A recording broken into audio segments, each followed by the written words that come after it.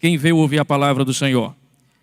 Então eu não vou ser prolixo demasiado, mas serei muito breve e eu quero neste momento convidar todos os irmãos que estão em casa e aqueles que aqui estão, abram as suas Bíblias agora no Evangelho de Jesus Cristo, segundo Mateus. Eu preguei semana passada em Lucas e agora vou ministrar, continuando aqui nos Evangelhos, no Evangelho de Jesus segundo o relato de Mateus. Capítulo 25. Mateus capítulo 25. Eu vou acompanhar pelo telão para não dar divergência na tradução de quem está nos acompanhando. Então eu vou acompanhar aí pelo nosso telão. 25 de Mateus, versículo 1, palavra de Deus nos diz assim, são palavras de Jesus, tá? Palavras de Cristo. Esta é a 39ª parábola de Jesus. Ele diz assim, ó: então o reino dos céus, o reino dos céus, será semelhante a 10 virgens que, tomando as suas lâmpadas, prestem atenção no que Jesus está falando, os detalhes. Tomando as suas lâmpadas, saíram ao encontro do noivo. 5 delas eram insensatas e as outras 5 eram prudentes. Ora, as insensatas, tomando as lâmpadas, não levaram o quê? Não levaram azeite consigo. 4. As prudentes, porém, levaram azeite em suas vasilhas, juntamente com as lâmpadas ou lamparinas. Versículo 5. E tardando o noivo, foram tomadas ou cochilaram todas e dormiram. Mas à meia-noite, ouviu-se um grito: eis o noivo, saí-lhe ao encontro. Então todas aquelas virgens se levantaram, presta atenção que todas se levantaram, todas, e prepararam as suas lâmpadas, versículo 8. E as insensatas disseram às prudentes: dai-nos do vosso azeite. Olha a proposta, presbítero Fernando, ou Roberto, olha a proposta das insensatas às prudentes: dai-nos do vosso azeite, porque as nossas lâmpadas estão se apagando. Versículo 9. Mas as prudentes responderam: não, pois se nós, eu vou aqui fazer a exegese, se nós repartirmos o nosso azeite com vocês, vai faltar para a gente e para vocês também. Façam o seguinte: ide aos que vendem, comprai-o para vós. Versículo 11. Mais tarde chegaram as virgens insensatas, ou nécias, clamando, dizendo: Senhor, abre-nos a porta. Mas ele respondeu, dizendo: em verdade vos digo que não vos conheço. Versículo de número 13. Jesus conclui esta parábola dizendo: vigiai, pois, porque não sabeis o dia e nem a hora. Vamos ler novamente o versículo 13. Vigiai, pois, porque não sabeis o dia e nem a hora. Tome assento. Você que está aqui no plenário, você que está em casa, ouça a palavra do Senhor. O ministério de Jesus Cristo foi um ministério que teve a durabilidade de 3 anos e meio. E o ministério de Jesus, ele era pautado em 3 pilares. Jesus, ele ensinava, pregava e curava. Veja que o ensino está como o primeiro pilar, convergindo as pessoas à racionalidade.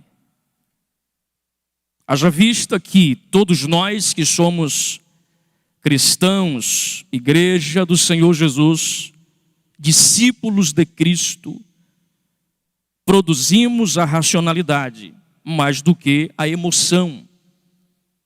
Porque a palavra de Deus é que gera este equilíbrio, esta sensatez, esta resiliência espiritual no nosso ser.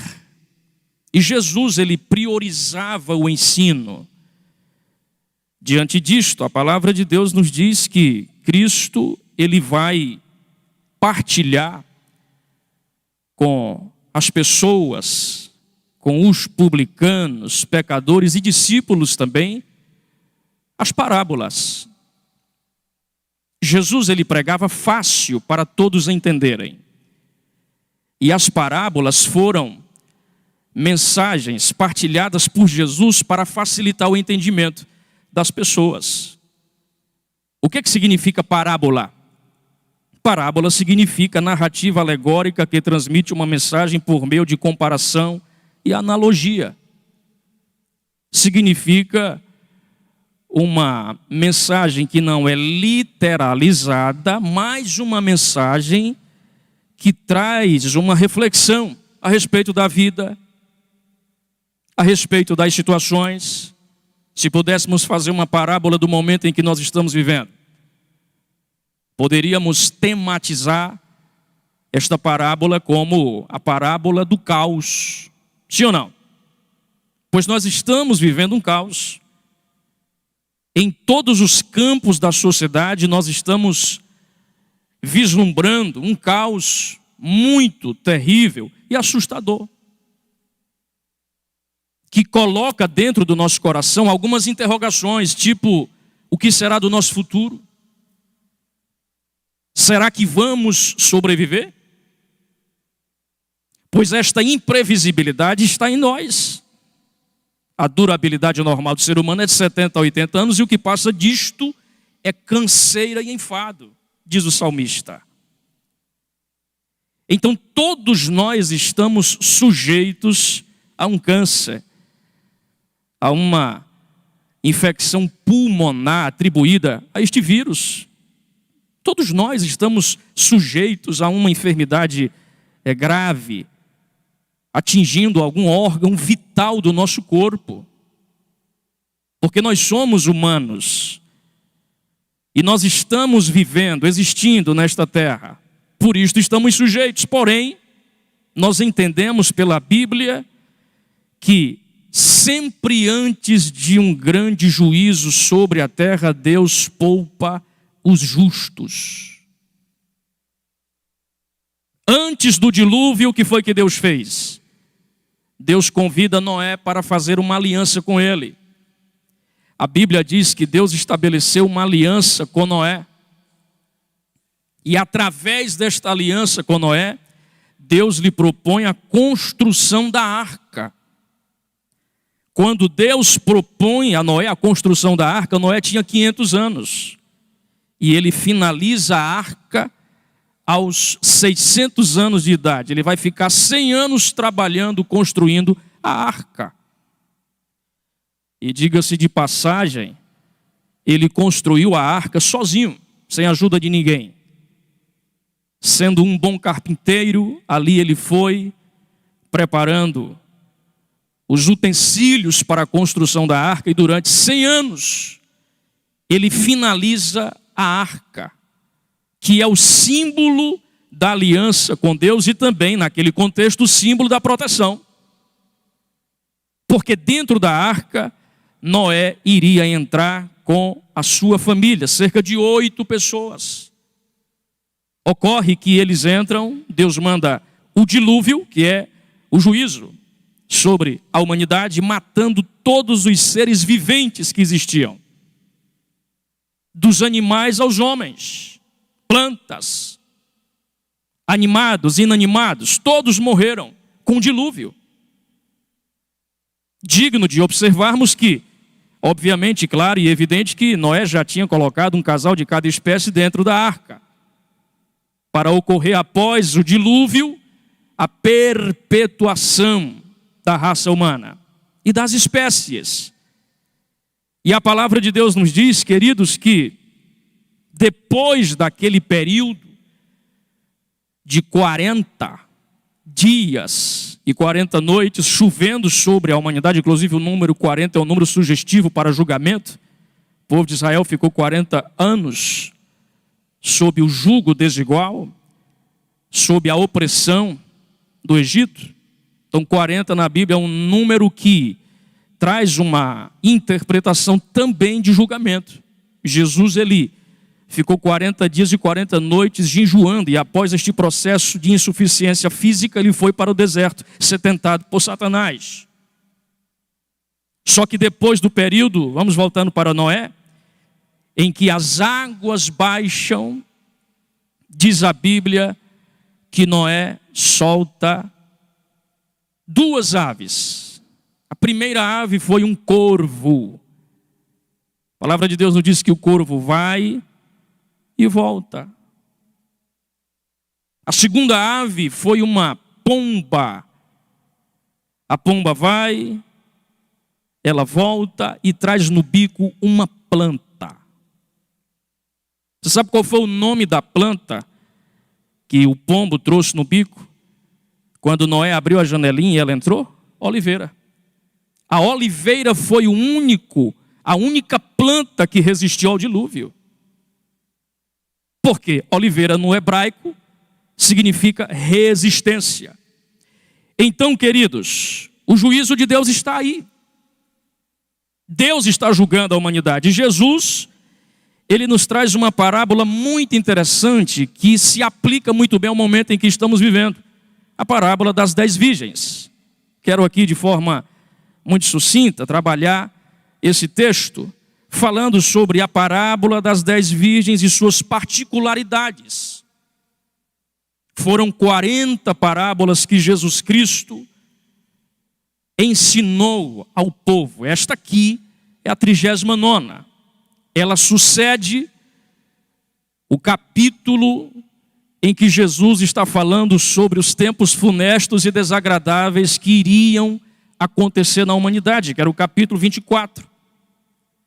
E ela antecipa a morte e ressurreição do próprio Jesus. O interessante, queridos, é que esta parábola é de cunho escatológico, pois Jesus vai nos mostrar aqui a importância de estarmos atentos. Preste atenção, você que está em casa e os irmãos que estão aqui presencialmente. A volta de Jesus Cristo, ela não representa para nós um conto. A volta de Jesus não representa para nós uma história de Trancoso. A volta de Cristo significa uma promessa pessoal do próprio Senhor Jesus. Se você vê aí João 14, coloca aí João 14. Veja o que é que Jesus diz aí, capítulo 14 de João. Olha o que é que Cristo fala. Não se turbe o vosso coração, credes em Deus, crede também em mim. Versículo 2. Na casa de meu pai há muitas moradas. Se não fosse, assim eu vos teria dito, pois vou preparar-vos lugar. Veja que Jesus aí, ele já está trazendo um discurso de despedida aos discípulos. Vou preparar-vos lugar. Versículo 3. E se eu for e vos preparar lugar, virei outra vez e vos tomarei para mim mesmo, para que onde eu estiver, estejais vós também. Então Jesus está falando já próximo de sua morte aos discípulos. É uma das quase 3.000 referências na Bíblia Sagrada a respeito deste tema, a volta de Jesus. No Novo Testamento temos 320 vezes este tema, a volta de Cristo. E a parábola das 10 virgens é uma mensagem de Cristo direto à igreja. Aqui Jesus está falando com a igreja. Vejamos alguns pontos que são dignos de serem observados. Primeiro ponto, a Bíblia diz que o reino dos céus será semelhante a 10 virgens que, tomando as suas lâmpadas, saíram a encontrar-se com um noivo. Coloca o versículo 2 aí no telão. No versículo 2, Jesus divide a parábola em 2 grupos. Grupo 1, o grupo dos negligentes. Ok? Quem entendeu até aí, diga amém. Segundo grupo, o grupo dos prudentes. No primeiro grupo, qual foi o diagnóstico preciso de Jesus concernente a 5 virgens? A negligência. A negligência, queridos, é a primeira particularidade que podemos observar nesse texto. O que é negligência? Qual o conceito de negligência? Falta de cuidado, falta de exatidão, falta de zelo, falta de capacidade espiritual de se precaver. É a falta da prevenção.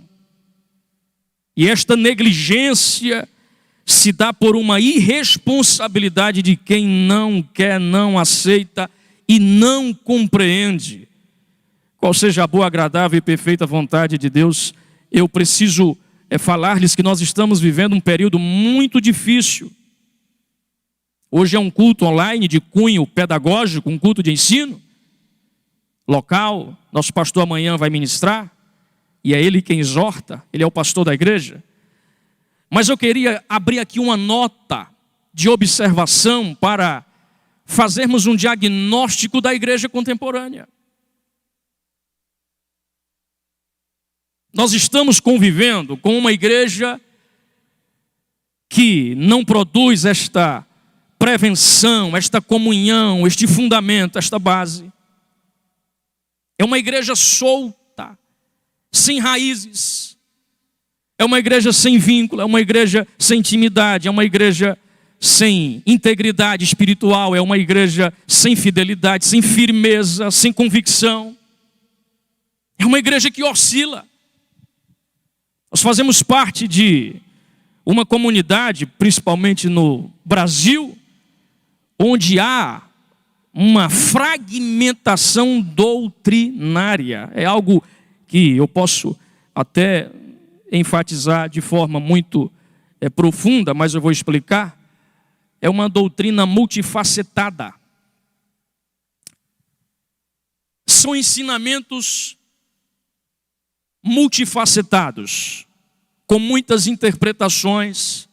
Veja que a teologia da prosperidade, no início da década de 80, destruiu o ensinamento. As pessoas não têm mais paciência para ouvir a palavra de Deus.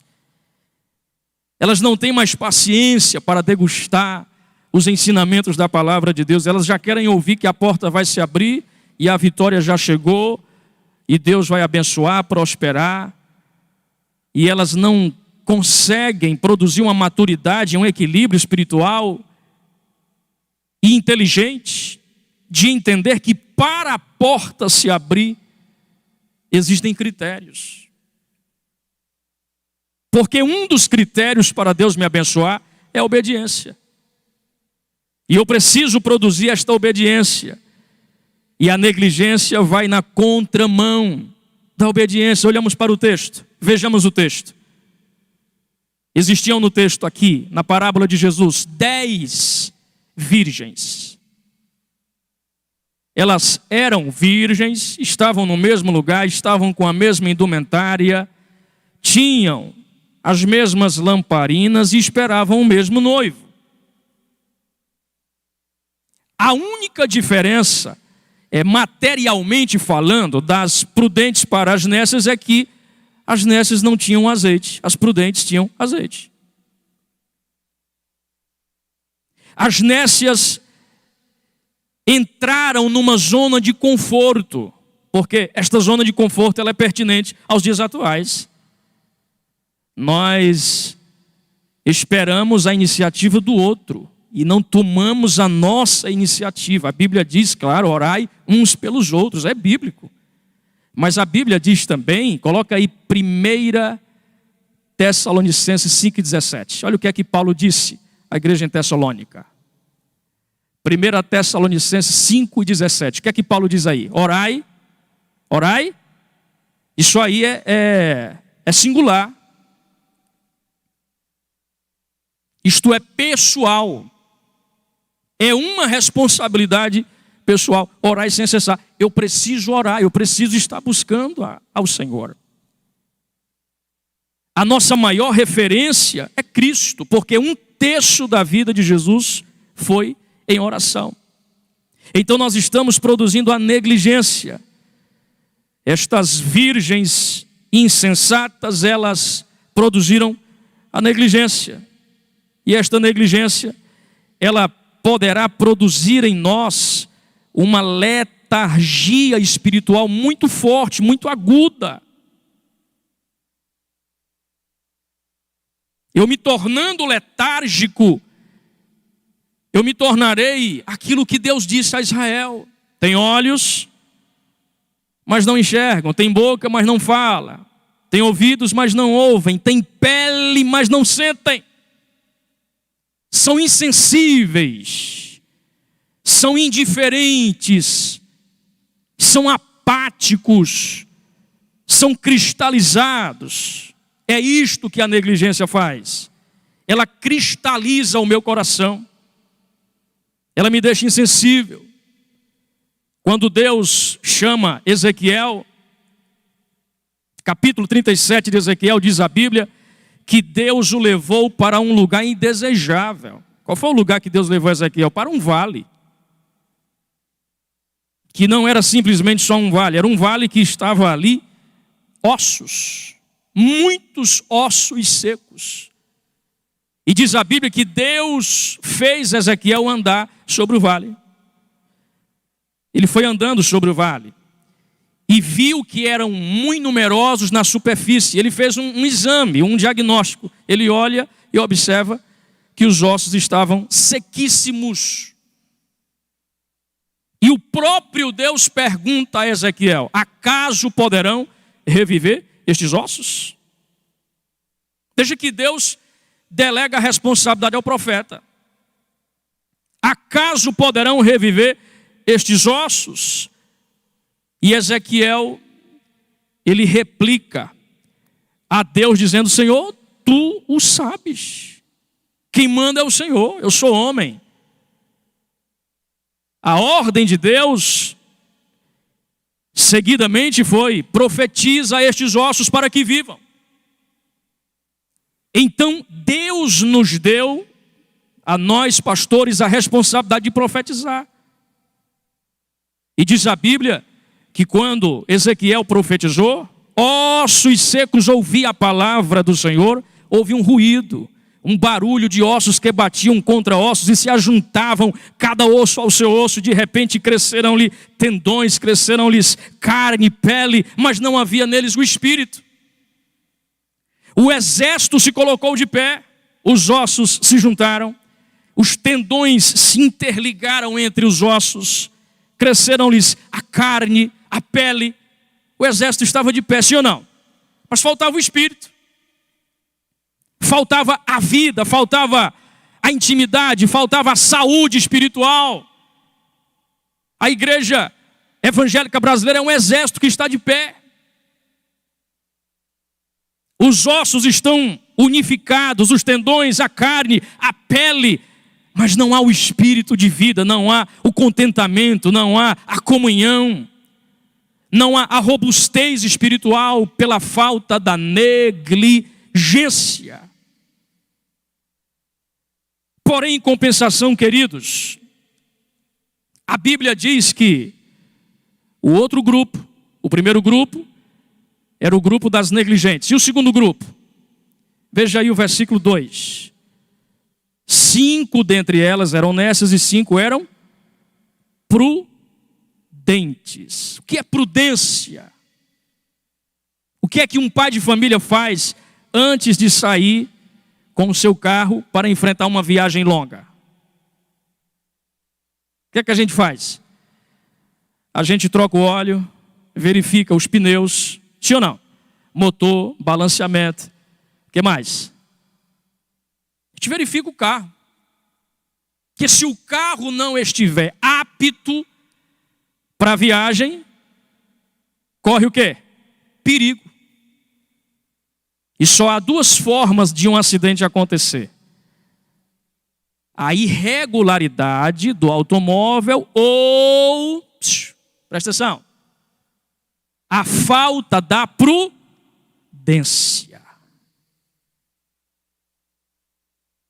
Nós já vimos aí muitos acidentes ocorrendo porque os motoristas eles querem fazer a ultrapassagem. E às vezes é uma ultrapassagem de risco.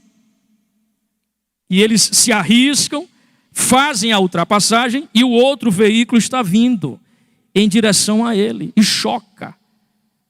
Faltou-lhe prudência. Diga bem forte, você que está aqui e você que está em casa. Diga: eu sou um veículo. Sou um veículo. Como é que eu estou redirecionando este veículo? Aonde está a prudência? A prudência, queridos, é uma virtude exercida por quem é cordato, sensato e firme. Veja que eu falei 3 palavras para conceituar a prudência. Cordato, firme e a terceira, sensato. O que é o cordato? É aquele que tem equilíbrio. Salomão diz que fala antes de ouvir, loucura é. Tem equilíbrio. Ele espera o momento certo de falar, de decidir, porque o prudente é preventivo. Primeira particularidade, na parábola das 10 virgens, a negligência, 5 eram nécias. Segunda, a prudência, 5 eram prudentes. Terceiro, nós vemos aqui as lâmpadas.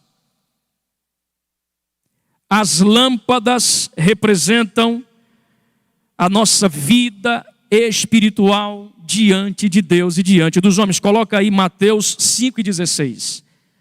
Olha o que é que diz Mateus 5,16. Jesus Cristo disse: assim brilhe a vossa luz diante dos homens, para que vejam as vossas boas obras e glorifiquem ao Pai que está nos céus. Assim resplandeça a vossa luz diante de quem? Dos homens, para que eles vejam as vossas boas obras. Veja que o que me vai tornar um sujeito influente é as boas obras. E glorifiquem a vosso Pai que está onde? Nos céus. Assim brilha a vossa luz. Então nós somos uma luz. E esta luz pode estar apagada ou acesa. O criador da lâmpada foi Thomas Edison.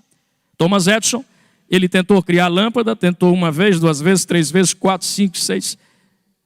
Ele chegou na tentativa 999, tentando criar a lâmpada.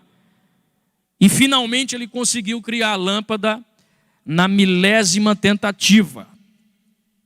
Quando chega na 1000ª tentativa, ele consegue criar a lâmpada e criou. Está ali, a lâmpada foi feita, colocou em cima de um armário. E quando ele colocou no armário, a lâmpada caiu e quebrou. Então, qual é o conceito de lâmpada? De luz, luminosidade, claridade, visibilidade. Lucas 11:34, Jesus Cristo disse: são os teus olhos a lâmpada do teu corpo. Palavra de Jesus. Aí Jesus diz o quê? Se os teus olhos, que são as janelas da alma, forem bons, todo o teu corpo estará na luz. Se os teus olhos forem maus, todo o teu corpo estará nas trevas. Elas tinham as lâmpadas. As 10 tinham as lâmpadas. O Salmo 119, verso 105, o salmista diz: lâmpada para os meus pés é a tua palavra e luz para o meu caminho. Aonde eu estou? Eu estou nas trevas ou estou na luz? Ou se eu sou luz, eu estou desligado ou estou apagado? Se eu estou ligado, querido, a graça de Deus está sobre a minha vida, a unção do Espírito Santo de Deus está sobre a minha vida. Se eu estou ligado, se esta luz que é Cristo, que está em mim, está ligada, eu preciso demonstrar em atividades, em ações, em atitudes. A Bíblia diz, queridos, que existiam ali 10 virgens que tinham as 10 lâmpadas. Mas a quarta particularidade é o azeite. Elas estavam no mesmo lugar, presta atenção. Elas eram virgens, tinham a mesma indumentária, estavam com as lâmpadas, mas aí diz a Bíblia que somente 5 tinham o recurso. Somente 5 tinham azeite. As outras 5 não tinham azeite. O que é azeite? Azeite é óleo, óleo é unção, unção é revestimento, revestimento é proteção. Eu estou vestido ou revestido? Quem pode me dizer? Estou vestido ou revestido? Aqui, literalmente, eu estou vestido ou revestido? Revestido. Veja que antes do paletó tem uma blusa, tem uma camisa, sim ou não? Pronto, essa camisa aqui me vestiu. Eu me vesti com esta camisa. E o paletó, o terno, me possibilitou me revestir-me. Então eu estou revestido. É este revestimento que eu, como igreja de Cristo, preciso buscar, principalmente neste momento final que antecede a volta de Cristo. Atos 1 e 8, a Bíblia diz mais, olha o revestimento, Atos 1 e 8. Estamos hoje em um culto pedagógico, então vamos trazer aqui uma palavra pedagógica. Mas recebereis poder, no grego, dinamite. Mas recebereis o quê? O quê? Poder, ao descer em vós, amém? Não, ao descer sobre, veja o que é que Lucas escreve aí. Ao descer sobre vós, quem? Uma pessoa. A terceira pessoa da Trindade, como é o nome dela? O Espírito Santo. Mas recebereis poder ao descer sobre vós o Espírito Santo. E sereis minhas testemunhas, tanto em Jerusalém, como em toda a Judéia, Samaria e até os confins da terra. Ou seja, é este revestimento que faz a diferença na minha vida. Se eu não estiver cheio do Espírito Santo, eu não terei possibilidade de vencer o pecado, a crise, a dificuldade, as lutas que surgem diante de mim. É o Espírito Santo que vai me dar a habilitação espiritual. Ele vai me habilitar a enfrentar as dificuldades. Porque a diferença que existe em um crente que não é cheio do Espírito Santo para um crente que é cheio do Espírito Santo é que o que é cheio do Espírito Santo tem mais força para resistir, tem mais gordura. Você já pensou se José não tivesse o Espírito Santo na vida dele? Ele não tinha resistido à mulher de Potifar, porque José era jovem. José estava na flor da idade. O hormônio de José estava aguçado, ele era um garoto. A mulher de Potifar era uma mulher bonita. E ela usa todos os recursos da sensualidade para dar o bote em José. Mas a Bíblia diz, queridos, que José fugiu. José não se entregou à proposta do inimigo. E aí eu vejo Paulo dizendo: resisti ao diabo na fé, e ele fugirá de vós, diz a palavra de Deus. Resisti. O que é esta resistência? É o azeite. É a unção de Deus sendo derramada sobre a minha vida. É o azeite. É este revestimento protetivo. Você sabe qual é a maior proposta do diabo? Existem coisas que eu não posso aqui lançar em público, que estamos sendo monitorados, mas a maior proposta do diabo é confinar as pessoas. Você sabe o que é que acontece com uma pessoa que está confinada dentro de uma residência? Se ela não tem um controle emocional, uma estrutura emocional equilibrada, ela comete o suicídio, e está tendo suicídio,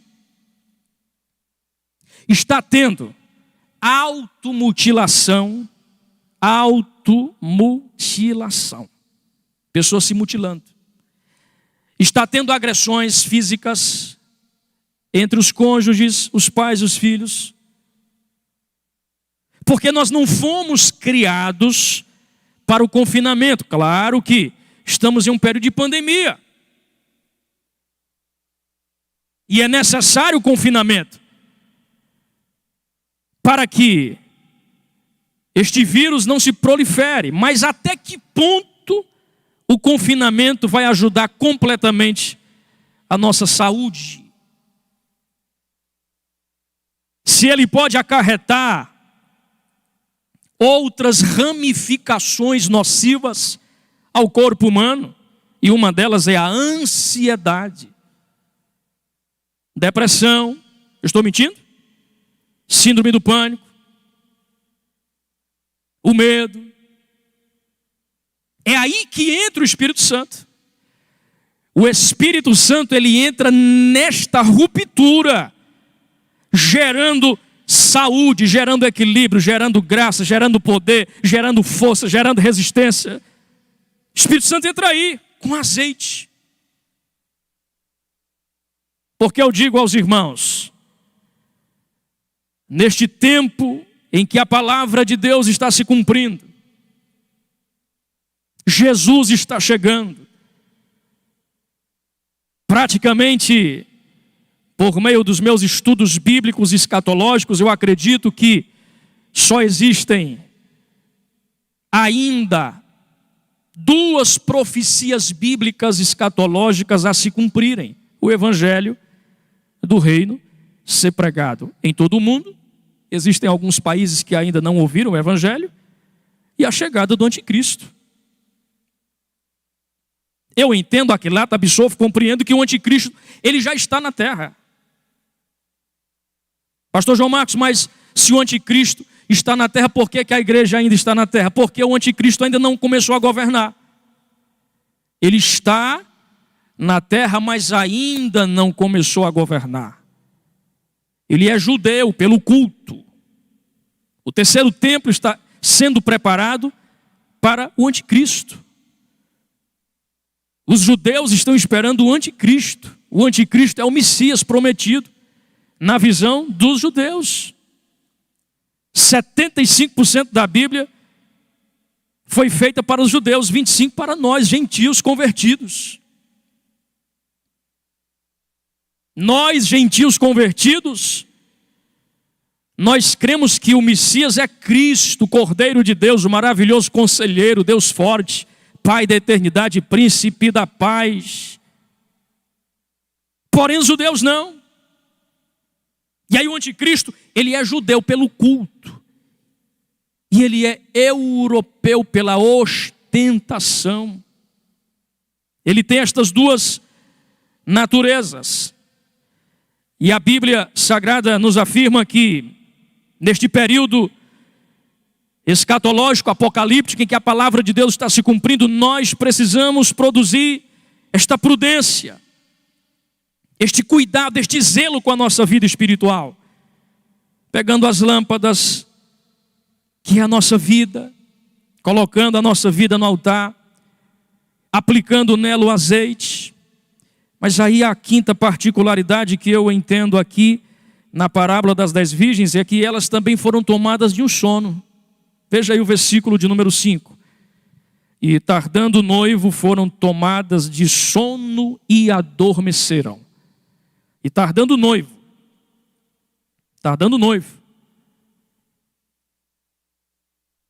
Alguns homens aí utilizam algum tipo de influência para dizer que Jesus não vai voltar. Isso é conversa fiada. Tá, irmão? Jesus não vai voltar, não. Mas a Bíblia manda a gente olhar para os sinais. O verdadeiro cristão, ele não está olhando para toda esta catástrofe que ocorre no mundo agora com medo. O verdadeiro cristão não tem medo, não.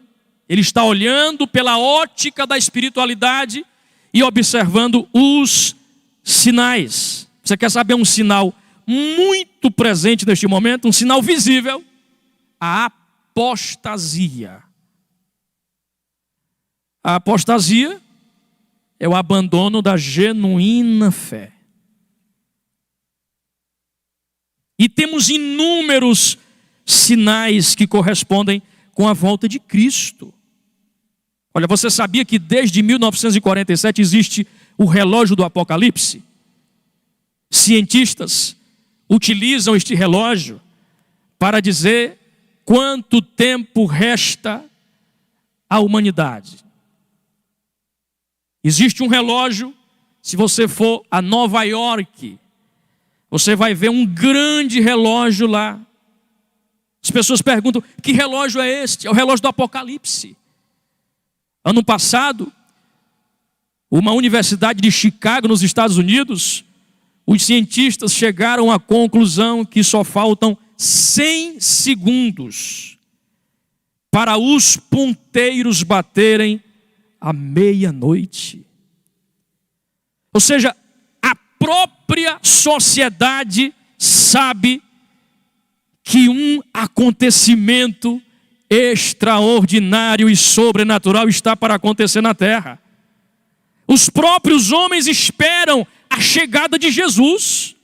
Como é que eu, como cristão, não creio que Jesus vai voltar? Pois, meu irmão, eu creio sim que Jesus há de voltar em breve para arrebatar a noiva do Cordeiro, a igreja de Cristo, imaculada e sem mancha. Jesus há de voltar, queridos. E nós precisamos despertar do sono espiritual que abateu sobre nós. A Bíblia diz que as 10 virgens estavam dormindo. Os adventistas do 7º dia, eles têm uma doutrina muito conhecida, que é a doutrina do sono da alma. A alma não dorme. O sono aqui das 10 virgens representavam o cansaço, o enfado, o comodismo, a zona de conforto.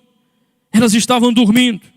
Mas a Bíblia é muito clara quando nos diz que quando elas estão ali dormindo, à meia-noite, ouviu-se um grito. À meia-noite ouviu-se um grito. Eis o noivo. Saí. Presta atenção neste final. Saí ao seu encontro. Eis o noivo. E quando este grito ecoou naquele ambiente, diz a Bíblia que as 10 acordaram. Só que 5 das 10, quando acordaram, ficaram tranquilas. Porque elas estavam com a lamparina e elas tinham o essencial. Qual era o essencial? O azeite. As outras 5 ficaram em perplexidade, aterrorizadas, porque elas não estavam prevenidas. Elas eram virgens, estavam com a indumentária de virgens, tinham a lamparina, irmãninha, mas não tinham o azeite. Faltava-lhes o azeite. Interessante que a Bíblia diz que à meia-noite ouviu-se um grito: eis o noivo. E o horário da meia-noite ele é muito sugestivo. À meia-noite Deus matou os primogênitos do Egito, deixando vivos somente os de Israel. À meia-noite Gideão iniciou uma batalha contra os midianitas. À meia-noite Sansão foi movido pelo poder de Deus e removeu os portões de Gaza.